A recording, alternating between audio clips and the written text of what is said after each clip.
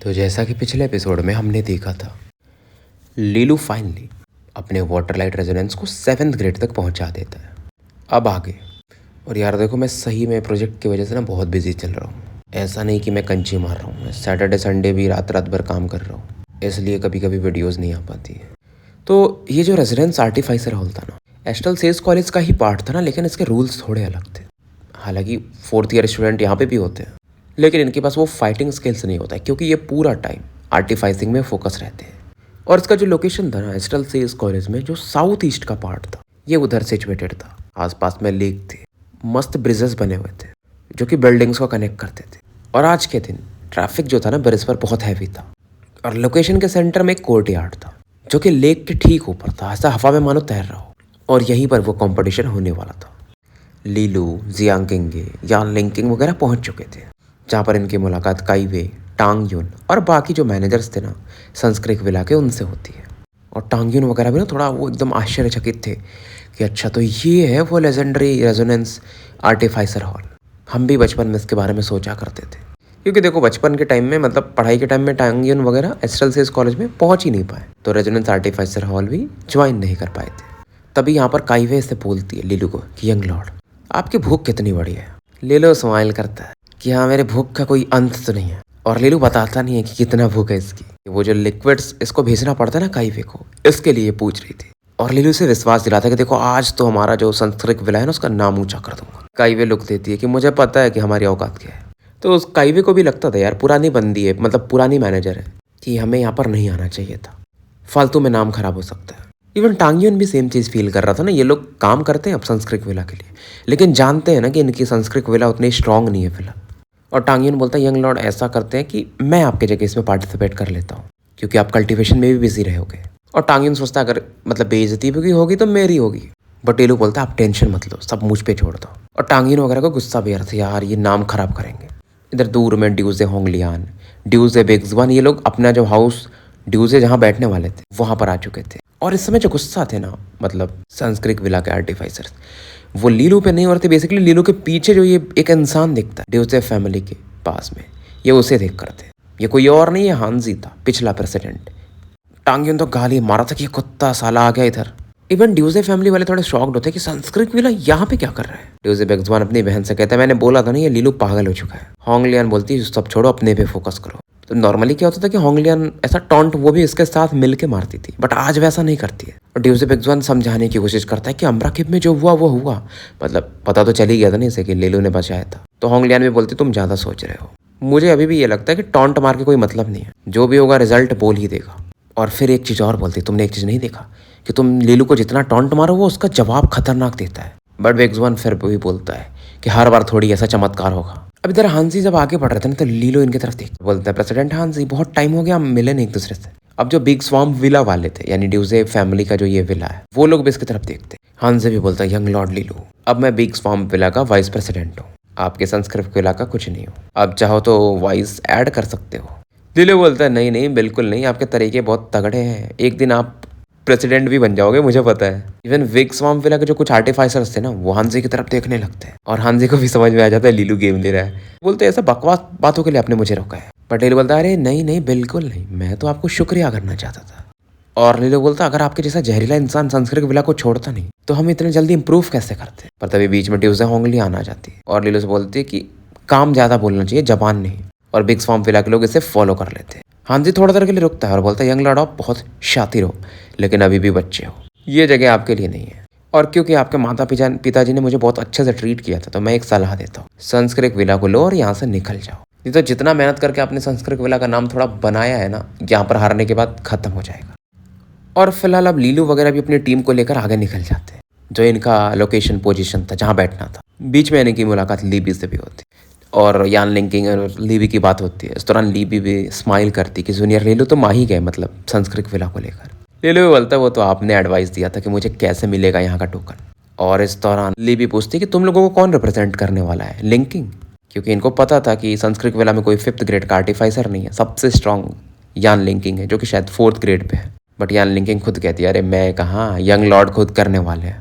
Libby भी चौंक जाती कि तुम क्या कर रहे हो, तुम्हें समझ में आ रहा है ना, मतलब मजाक बन जाएगा यहाँ पर संस्कृत विला का। बट लीलू समझाता अरे मैं ऐसे थोड़ी कुछ करूंगा, आप मुझ पे विश्वास करो। बट लीबी भी बोलती किस चीज़ पे विश्वास करूँ, तुम उतने टैलेंटेड नहीं हो, मतलब टैलेंटेड इन द वे कि एक्सपीरियंस नहीं है तुम्हारे पास अभी ना 3rd ग्रेड 4th ग्रेड के लिक्विड्स रिफाइन करने का। और बाकी विला वाले 5th ग्रेड के रेजोनेंस आर्टिफाइसर्स भेजेंगे, उनके पास हाई ग्रेड के फॉर्मूलाज हैं। अब लीलू मानता नहीं तो लीबी कहती है ठीक है फिर तुम्हारी जैसी इच्छा, और ये यहाँ से चली जाती है। अब लीबी की जो फ्रेंड्स थी ना दूर में पूछती अच्छा ये है क्या वो लीलू, बहुत फेमस हो चुका है ये अम्ब्रा केव के बाद, मेरे से देखने में अच्छा भी लगेगा, आंखों को सुकून देता है ये, अगर मैं संस्कृत विला ज्वाइन करती हूँ तो एटलीस्ट कुछ तो सुकून का रहेगा। लेकिन फिर ये बोलती लेकिन यार मैं ज्वाइन नहीं कर पाऊंगी, लगता है संस्कृत विला उतना स्ट्रांग नहीं है। क्योंकि इससे भी पता चलता है कि लीलू ही इस कंपटीशन में पार्टिसिपेट कर रहा है, और यान लिंकिंग उन्हीं की तरफ देख रही थी और लीलू से कहती है सब तुम्हारी गलती। वो लोग थोड़े डिसअपॉइंटेड दिख रहे हैं, तुम्हें ही क्यों पार्टिसिपेट करना है। लीलू सोच रहा था मतलब मेरे पर विश्वास कोई नहीं करता क्या।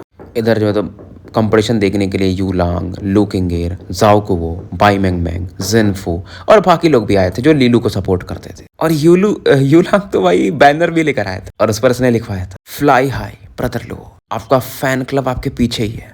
यान लिंकिंग ये सब देखती बोलती यार ये क्या कर रहे हैं यार, ये एम्बैरसिंग लग रहा है। बट लीलू बोलता नहीं यार ये सही है, मेरा मोरल बूस्ट करेंगे। यान लिंकिंग कहती अगर हार गए तो, लीलू बोलता कोई ना, एटलीस्ट वो लोग मुझे सपोर्ट तो कर रहे हैं।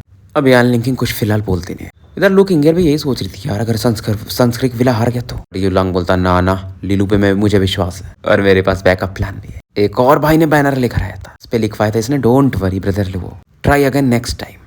लू किंगेर को समझ में नहीं आता है, हंसो यार वो, मतलब क्या रिजल्ट होगा, या तो जीतेगा या तो हारेगा, जीतने वाले के लिए पहला वाला और हारने के लिए दूसरा वाला। और ये बोलती इनको घंटा कॉन्फिडेंस नहीं है, ये साला यूलांग अलग आदमी है भाई। धीरे धीरे यहाँ पर जो भी टीम्स आने वाली थी सब इकट्ठा हो चुके थे। संस्कृत किला को हटा देना तो बाकी जो भी टीम्स थी ना वो टॉप 20 वाली टीम थी जिया किंगडम में। इनविटेशन का यही स्टैंडर्ड था।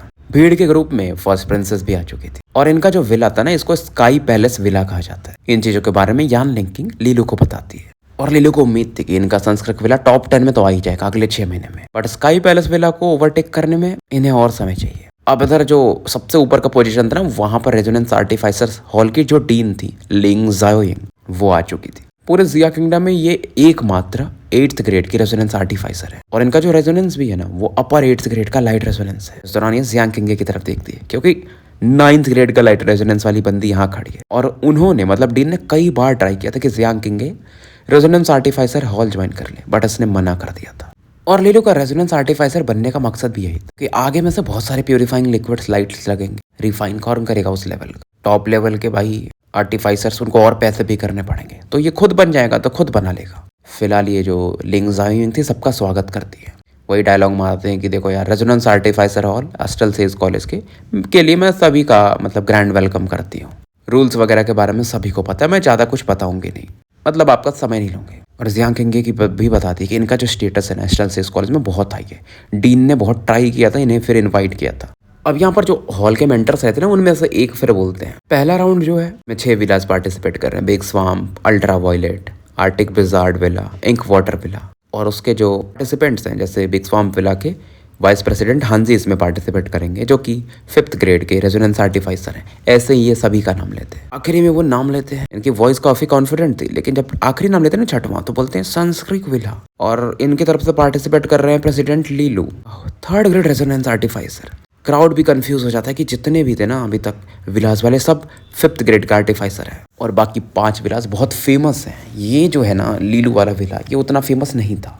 अब ड्यूजे बेक्सवान हांजी को बोलता है आप अपना बेस्ट दीजिए, अब जितना बेटर करोगे उतना लीलू का शकल देखने लायक रहेगा। पर ड्यूजे होंगलियान बोलती वो हमारे राइवल्स नहीं है, हम उनसे बहुत ऊपर है, आप बस रिफाइन करने पे फोकस करो 3rd ग्रेड वाला क्योंकि ये राउंड है ताकि हम अच्छा कर सके। अब जो डीन लिंग जाओयिंग थी ना अपने बगल में बैठी हुई वुमेन की तरफ देख, और ये कोई और नहीं चीचान थी, इनसे बोलती है लीलू तुम्हारा स्टूडेंट है ना। चीचान हाँ में रिलाती है कि यार इसने मुझे बोला था इसलिए मैंने इसको टोकन दिया था। और ये बोलती है 3rd ग्रेड का लिक्विड रिफाइन करने का कंपटीशन है, ये बंदा अभी 3rd ग्रेड का रेजोनेंस आर्टिफाइसर से, तुम्हें क्या लगता है ये बच्चा जियांग किंगे है, कुछ भी चमत्कार कर देगा। चीचान बोलती है ये मैं आपका वो जलन फील कर रही हूँ क्या। और लिंगजाइंग बोलती है हाँ बिल्कुल, उस लड़की को मैंने कितना समझाया था, 9th ग्रेड की लाइट रेजोनेंस वाली बनती है, कितना ऊपर जाती वो रेजोनेंस आर्टिफाइसर चीजों में, बट उसने मेरी एक नहीं सुने। फिलहाल ये उन सब चीजों को बोलती लेकिन ये इसका क्या करना है, लीलू की बात करने लगती है। देखते हैं इसने कुछ सोचा है या बस ऐसे कंपटीशन में आ गया, और अगर ये मजाक में आया है तो अगली बार किसी भी कंपटीशन में इसे भाग लेने नहीं दूंगी। रेजोनेंस आर्टिफाइसर्स का जो कंपटीशन होगा मैं संस्कृत विला को बैन कर दूंगी। और चीचान भी सोच रही थी आज क्या करने वाला है लीलू, लीलू देखता है कि क्राउड वाले भी अलग ही रिएक्ट कर रहे हैं, मतलब संस्कृत विला में कोई विश्वास नहीं करता। जियांग अपना बोल देती है अपना बेस्ट दो, क्योंकि इसे पता था लीलू के पास 4 स्टार का फॉर्मूला है, तो गैप थोड़ा तो कम कर देगा लीलू उसकी मदद से, पूरा बंद नहीं कर सकता क्योंकि बाकी कॉम्पिटिटर 5th ग्रेड वाले हैं। काइवे के पास अपना पंखा रहता था, वो उसे टुला रही थी और इरिटेट हो रही थी कि क्या कर रहा है लीलू, जो थोड़ा बड़ा नाम बना है वो भी लग रहा है मिट्टी में मिला देगा। और इसे पता था कि लीलू कुछ तो प्लान किया होगा, नहीं तो इतना बदमाशी नहीं करता है। तो ये भी बोलती है देखते हैं जो भी होगा। अब स्काई पैलेस विला का जो पोजीशन था ना, वहां पर फर्स्ट प्रिंसेस वहां से लीलू को देख रही थी कि ये बंदा हर जगह आ जाता। अम्बरा केव, अब यहाँ पर भी या तो ये कुछ इसका दिमाग में है या तो फिर पूरा पावला हो चुका है। इनके बगल में मास्टर गुइजू खड़े थे और वो इनसे पूछती क्या कोई ऐसा है कि ग्रेड का आर्टिफाइसर 5th ग्रेड का आर्टिफाइसर को चैलेंज करते हैं। गुइजू हंसते, क्या आप प्रेसिडेंट लीलू की बात कर रही हो जो संस्कृत विला वाले? बहुत डिफिकल्ट है। संस्कृत विला का जो प्रॉब्लम है ना, उनका एक्सपीरियंस कम है और रिसर्च में भी डेप्थ कम है। आर्टिफाइसिंग में 3 चीजें बहुत इंपॉर्टेंट है, एक तो आर्टिफाइसर जो रिफाइन कर रहा है मतलब, दूसरा फॉर्मूला, तीसरा जो है सीक्रेट वाटर सोर्स। अगर हम पहले चीज में बात करें कि आर्टिफाइसर में, तो लीलू बहुत पीछे है, 3rd ग्रेड पे है। फॉर्मूला बात करें तो आज तक इनके पास मैंने कोई 4th स्टार का फॉर्मूला देखा नहीं। अब बात रही सीक्रेट वाटर सोर्स, मैंने इतना सुना है इनके पास अपर 7th ग्रेड का है, लेकिन बाकी लोगों के पास लोअर 7th ग्रेड का वाटर सोर्स है। इस चीज में ये लोग थोड़े आगे हैं। तो मेरा जो पूरा कैलकुलेशन है उसके हिसाब से प्रेसिडेंट लीलू नहीं जीत सकते कंपटीशन। फर्स्ट प्रिंसेस भी सोचती है नहीं, गुइजू जो बोल रहे हैं ना ये बहुत प्रोफेशनली बोल रहे हैं, कैलकुलेटेड बोल रहे हैं, और ये चीज तो पक्का जियांग और लीलू ने भी सोचा होगा, फिर भी वो आए हैं। यानी लीलू कॉन्फिडेंट है क्योंकि ये जानती थी लीलू ऐसा कुछ करता भी नहीं है। और अम्बरा केव के बाद तो बिल्कुल भी लीलू को अंडरएस्टिमेट नहीं कर सकती थी। ये बंदा बहुत गहरा है, मतलब जियान किंग सन के समान है, चमकती है, हर चीज जो है इसका बाहर में दिख जाता है, पावर या जो भी। लीलू बर्फ के जैसा है, अंदर तक कितना इसके अंदर पानी है कोई नहीं जानता। अब लीलू फिर से हांजी की तरफ देखते हैं। हांजी बोलते हैं आप कुछ कहना चाहते हैं? लीलू बोलता है हाँ देखो, कभी भी जब निकलना ना हाउस ड्यूजे फैमिली के विला से, तो उधर से गार्ड लेके घूमना, नहीं तो यार मैं तुम्हें मरवा सकता हूँ। मतलब लीलू सीधा नंगी धमकी दे रहा था इसको मुंह पे। हांजी बोलते तुम रूल्स तोड़ रहे हो, और अगर तुम ऐसा करोगे तो मतलब हाउस ड्यूजे वाले नहीं छोड़ेंगे तुम्हें। लीलू बोलता है रूल्स तोड़ रहा हूँ, तुमने हमारे रिसर्च लैब जलाए, तुमने रूल्स नहीं तोड़े थे। फिलहाल थोड़ा बहुत बकवास इनका चलता है और लीलू फिर ध्यान नहीं देता है। लीलू का जो किलिंग इंटेंट था ना बहुत सीरियस था। फिलहाल मतलब अब बेल बज जाता है, यानी कि अब कॉम्पिटिशन शुरू होने वाला था। लीलू वगैरह और अपने बाकी जो भी आर्टिफाइसर्स थे वो रिफाइनिंग प्लेटफॉर्म पर अब पहुंच चुके थे। आसपास पूरे क्राउड्स वाले थे, मतलब उनकी सीट्स बनी थी। और फाइनली जब दूसरा बेल बजता है तो कॉम्पिटिशन ऑफिशियली अब शुरू हो चुका था। 3rd ग्रेड का जो ये लिक्विड रिफाइन करना था, इसका कॉम्पिटिशन शुरू हो चुका था। तो ऊपर में 6 प्लेटफॉर्म्स थे क्योंकि 6 टीम्स थी। 5 आर्टिफाइसर्स तो एकदम काम कि काफी एक्सपीरियंस थे भाई, जो भी चीज था। और एक्सपीरियंस था तो बहुत, जो इनका प्रोसेस जाता है ना स्मूथ जाता है। इधर लीलू अपना ट्राई कर रहा था, मतलब ट्यूब में लिक्विड्स को मर्ज कर रहा था ना, लेकिन वो एक्सप्लोजन में फट जाता है। फाइनल स्टेप में फ्यूजन में इसका प्रॉब्लम हो गया था। बाकी लोगों को ऐसा कुछ नहीं होता क्योंकि एकदम स्मूथ जा रहे थे, वो एकदम एक्सपीरियंस लोग थे और बहुत लोगों का ध्यान इस पर आता है। अब जो एक बंदे थी ना वो मेगजुआनेर, जो कि उस दिन टॉन्ट में मार रही थी, वो लीबी के चेहरे पर देखती है कि देखा मैं गलत नहीं थी। इसके वेला बहुत डंप लोग हैं। लीबी कुछ नहीं बोलती, बट बिंग टाओ जो थी ना बंदी, बोलती हाँ मेगजुआनेर तुम इरिटेटिंग तो हो, तुम्हारे शब्द हमेशा गलत नहीं होते हैं। 3rd ग्रेड का आर्टिफाइसर जब 3rd ग्रेड के लिक्विड को रिफाइन करेगा, और वो भी नया नया पहुंचा हुआ 3rd ग्रेड पे, तो ऐसा ही होगा ना।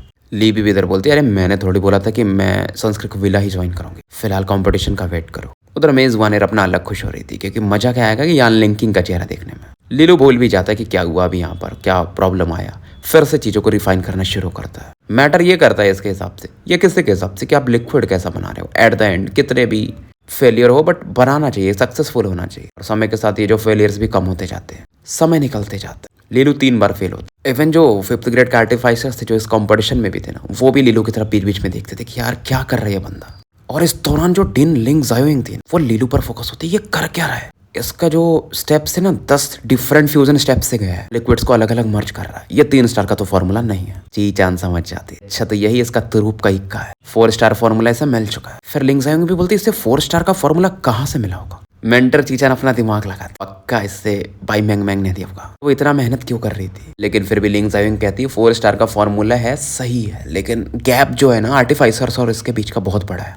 और 4 स्टार का फॉर्मूला है तो डिफिकल्टीज भी बढ़ चुकी है। बट चीचान बोलती क्या पता ये कुछ ऐसा चमत्कार कर। लिंग जायोइंग बोलती तुम फेवरेट तरह से देख रही हो मतलब। चीचान अब कुछ नहीं बोलती है। इधर घड़ी का सुई टिक टिक टिक आगे बढ़ते रहता है। सबसे आई कैचिंग हांसी था, उसने बिल्कुल भी एरर नहीं किए थे। बाकी लोगों के भी एक आधी एरर हुए थे, लेकिन इसने बिल्कुल नहीं किए थे। इवन जो अदर विलास के 6th ग्रेड के आर्टिफाइसर्स थे ना, वो भी हांजी की तारीफ करते कि यार ये बंदा बहुत सही जा रहा है, स्मूथ जा रहा है।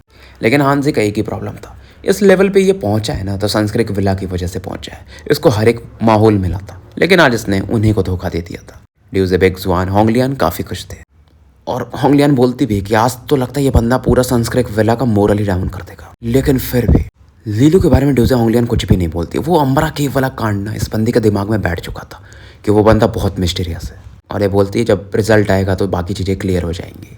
अब क्योंकि कंपटीशन एकदम सुबह सुबह शुरू हो गया था, धीरे धीरे अब सूर्य की किरणें ऊपर आने लगी थी, तो हीट भी अच्छा खासा बढ़ने लगा था। सबसे पहले कंपटीशन में मतलब फिनिश जो करता आर्टिफाइसिंग वो हांजी थे। डार्क ग्रे कलर का लिक्विड बना रहा है, सेडिमेंट दिख रहा था उसमें। बिग स्वाम्प विला का famous the course dust spirit liquid, जो कि 4 स्टार फॉर्मूला से आज बनाया गया था, और लोगों को भी अब लगता है हांजी ही जीतेंगे। अब हांजी का काम पूरा हो चुका था, तो ये लीलू की तरफ देखता है और हांजी बोलता मन में मतलब कि 3rd ग्रेड का आर्टिफाइसर 5th ग्रेड को चैलेंज करे, मतलब बकवास। अब हांजी के फिनिश करने के बाद बाकी भी जो 5th ग्रेड के आर्टिफाइसर्स थे ना, उनका भी चारों का काम फिनिश हो जाता है। अब लोगों का ध्यान एक ही बंदे पर था, आखिरी बंदा लीलू, जिसका कि अभी तक स्पिरिचुअल लिक्विड रिफाइन नहीं हुआ था। लीलू अपना स्टेप बाय स्टेप प्रोसेसेस करते जा रहा था। यान लिंकिंग काइवे बहुत एंग्सियस हो रही थी, चिंतित थे। जियांग किंग की शकल से कितनी भी काम दिखे, लेकिन चेहरे पर ना वो हल्का सिकंद था। निंदवे मतलब पूरा लीलू पर फोकस थी। यूलांग भी इधर चिल्ला रहा था, चीयर अप कर रहा था, come on brother Luo, you can do it. लू किंग एयर बाई मिंगमिंग काफी नर्वस थे, और लोगों को भी लगता अरे ये बंदा मतलब बाकी लोग जो आए थे कि स्टलसेस कॉलेज में फेमस है। मतलब इधर लीलू का जो वाटर लाइट रेजोनेंस था ना, मानो डांस कर रहा था रेसों के समय। और एक एक जो ट्यूब्स थे, बहुत सारे ट्यूब्स में अलग अलग फ्यूजन किया हुआ था, इसने मर्ज किया हुआ था, और इनको एक बार में फिर पूरा मिलाना। तो लीलू उस प्रोसेस पे आ चुका था। और ये मूवमेंट देख करके ना वो जो लिंग जायुंग थी यानी डीन थी, बोलती यार इस बंदे का जो पावर है ना बहुत स्ट्रेंज है, रेजोनेंट पावर। ची चान बोलती हाँ उसका ड्यूअल रेजोनेंस है। जायुंग कहती नहीं वो बात नहीं है, इसका जो रेजोनेंट पावर है ना वो इन चीजों को और प्योर कर रहा है। इसकी जो प्योरिटी ना 5th ग्रेड आर्टिफाइसर के बराबर है। ची चान भी सरप्राइज हो जाती है। इसका फर्स्ट रेजोनेंस तो वाटर है, सेकंड वुड है। वुड में ऐसा तो चीज नहीं होता प्रॉपर्टी कि वो चीजों को और प्यूरिफाई करे। लिंग जायुंग भी इस चीज को क्लियर नहीं कर पा रही थी, कुछ तो प्रॉब्लम है। इन फिलहाल इन्हें समझता नहीं कि चलो ठीक है कोई ना, ये बच्चा टैलेंटेड तो है और इस बार ये सक्सेसफुल हो जाएगा। मतलब जितने भी बार ये फेल हुआ है, और कंपटीशन जीतने के लिए सबको पता था टेम्परिंग स्ट्रेंथ जिसका ज्यादा होगा वही जीतेगा। पहले कौन बनाता है उससे फर्क नहीं पड़ता है। इधर बाकी लिक्विड्स को मानो हवा में लीलू उड़ा रहा था और इन्हें मर्ज करते जा रहा था अपने रेजोनेंट पावर से, और रिफाइन करने के बाद वाटर जो सीक्रेट रिसोर्स था उसमें मर्ज करते जा रहा था। फाइनली का लिक्विड बनकर तैयार हो जाता है, बडिंग बटरफ्लाई स्पिरिचुअल लिक्विड। इसके स्कूलमेट्स मतलब तो अभी भी चिल्ला रहे थे और ये सुन रहा था, इसे बहुत अच्छा लगता है। मेजुआ ने बोलती है 3rd ग्रेड का स्पिरिचुअल लिक्विड इतने फेलियर के बाद। इसका फैन क्लब ऐसे चिल्ला रहा है जैसे मानो इसने क्या ही कर लिया, झंडा गाड़ दिया है। लेवी तभी बोलती है अभी रिजल्ट नहीं आया, क्योंकि मेजुआनेर के शब्दों से सब बहुत ज्यादा इरिटेशन हो रहा था। अब आखिरी प्रोसेस की बारी थी, टेम्परिंग स्ट्रेंथ टेस्ट करवाने की। अब जो मेंटर्स थे ना जो ऑर्गेनाइज करा रहे थे कंपटीशन को, वो आगे बढ़ते हैं क्योंकि सभी के लिक्विड्स का स्ट्रेंथ चेक करना था। तो एक मेंटर जाते हैं हांजी के प्लेटफॉर्म पर, वो जो निडल होता है जिससे पावर टेस्ट करते हैं, टेम्परिंग मेजरमेंट निडल, और फिर वो बोलते अनाउंस करते हैं बिग स्वाम्प विला हांजी, इनके स्पिरिचुअल लिक्विड का टेम्परिंग स्ट्रेंथ 66% है। और वो भी स्माइल के साथ करते हैं, यार 66% कम नहीं होता, बहुत तगड़ा है। क्योंकि इसका अपर लिमिट 70 हो सकता है, 70 से ऊपर कोई नहीं जा सकता। अब 3rd ग्रेड का स्पिरिचुअल लिक्विड रिफाइन कर रहे हो, अगर 4th स्टार का फॉर्मूला है तो, और अगर 3rd ग्रेड का आर्टिफाइसर रिफाइन कर रहा तो मैक्सिमम अगर वो जाएगा ना तो 63% पे जाएगा, उससे ऊपर नहीं जा सकता। अब इधर गुइग्जू जो थे ना वो फर्स्ट प्रिंसेस से बोलते कि मेरे हिसाब से हांजी टॉप स्कोरर होगा। फर्स्ट प्रिंसेस भी हाँ में सर हिलाती। फिर ये पूछती है और लीलू? गुइग्जू देखते हैं कि आप इस बच्चे में थोड़ा इंटरेस्टेड दिख रही हो, मतलब मन में ऐसा सोचते हैं, और ये बोलते हैं क्योंकि मैं जितना कैलकुलेट कर रहा था लीलू 60% तक जा सकता था, लेकिन इसके पास अब 4th स्टार का फॉर्मूला था। मैं भी सरप्राइज हूँ कि आया कहाँ से। फर्स्ट प्रिंसेस भी स्माइल के साथ बोलती है अगर आपने सुना नहीं इसका मतलब ऐसा थोड़ी हो सकता है इनके पास कोई हो बंदा हो रिसर्च वाला, और अगर इसके पास अपर 7th ग्रेड का वाटर सोर्स हो सकता है सीक्रेट, तो 4th स्टार का फॉर्मूला क्यों नहीं हो सकता। अब गुइग्जू बोलते यार फर्स्ट प्रिंसेस को क्या ही बोलो, 4th स्टार का फॉर्मूला कितना कीमती होता है, ऐसे हवा में से तो प्रकट नहीं हो जाएगा। लेकिन अब फर्स्ट प्रिंसेस ने इनसे जवाब मांगा था, तो ये बोलते हैं अब लीलू के पास 4 स्टार का फॉर्मूला है, 3rd ग्रेड का रेजोनेंस आर्टिफाइसर है, टेम्परिंग स्ट्रेंथ जाएगा इसका 62%, और अगर ये 63 पहुंच गया तो मैं इसकी जीत मानूंगा अंदर से। फर्स्ट प्रिंसेस कहती है हाँ बेशक। और वो जो मेंटर था ना जिसने हांजी का टेस्ट किया था स्ट्रेंथ, वो तो कॉन्ग्रेचुलेशन भी बोल देता हांजी को। हांजी भी इन्हें रेस्पेक्ट दिखाता है। उसके बाद लीलू की तरफ देखता है, ये अब आएगा मजा, और लीलू भी इसकी तरफ देखता है कि भाई तुझे तो निपटाऊंगा मैं। हांजी को गुस्सा आता है, लीलू तुम्हारे शब्द आग के जैसे, लेकिन आज फिलहाल तुम यहाँ नहीं बच पाओगे, आज तो तुम्हारी हार पक्की। इधर बाकी लोगों का भी अनाउंस होते जाता है। अल्ट्रा वायलेट विला वांग फूजू tempering strength 64%, arctic blizzard villa बेंगलिंग tempering strength 65, ink water villa मोटाई टेम्परिंग स्ट्रेंथ 64%, और सभी के लिए तालियां बज रही थी। अभी तक 66% ही हाईएस्ट था। बाकी पांचों आर्टिफाइसर्स का तो काम हो चुका था टेस्टिंग का, और सभी का ध्यान अब लीलू की तरफ था। और लीलू भी अपना जो लिक्विड था ना वो मेंटर को पकड़ा देता। मेंटर भी से बोलते रहे ज़्यादा स्ट्रेस मत लो, तुम 5th ग्रेड आर्टिफाइसर से कंपटीशन में भाग ले रहे हो, यही बड़ी बात है। लीलू भी हाँ में सर हिला। जब मेंटर लेते ना इस लिक्विड को हाथ में, मतलब था वो ट्यूब में, लेकिन वो एक शाइनिंग लाइट फील करते उसको, थोड़ा अलग था ये, इन्हें भी फील होता है। और जब ये टेस्ट करना शुरू करते हैं, पढ़ना शुरू होता है ना, वो उसमें डिपिंग जैसा थर्मामीटर टाइप होता है, वो वैल्यू पारे की बढ़ते जाती है, 63, 64, 65, 66 तक पहुंच जाती है। ये खुद इरिटेट होने लगता है, यार ऐसा कैसे हो सकता है। और निडल तो सही है, ऐसा नहीं है कि इसमें प्रॉब्लम है, और कस्टम बनाए जाते हैं ये, तो इसमें एरर नहीं हो सकता। और इन्हें भी समझ में आता है, अच्छा इसने 4th स्टार फॉर्मूला यूज किया, बट 66%। 3rd ग्रेड आर्टिफाइसर रिफाइन करते मुश्किल है, क्योंकि देखो 5th ग्रेड आर्टिफाइसर थे, सभी के पास 4th स्टार का फॉर्मूला था, बट हांजी ही 66% पहुंच पाए थे। लीलू भी बोलता है कि सभी लोग आपके अनाउंसमेंट का वेट कर रहे हैं। और मेंटर भी लीलू की तरफ देखते हैं, जिसके बाल सिल्वर कलर के थे, कि बच्चे तुम्हें पता है कि शो कैसे चुराया जाता है, हीरो कैसे बना जाता है प्लेटफॉर्म पे। तो फिलहाल हम स्टोरी यहीं समाप्त करते हैं और मिलते हैं फिर कल एक नए वीडियो के साथ।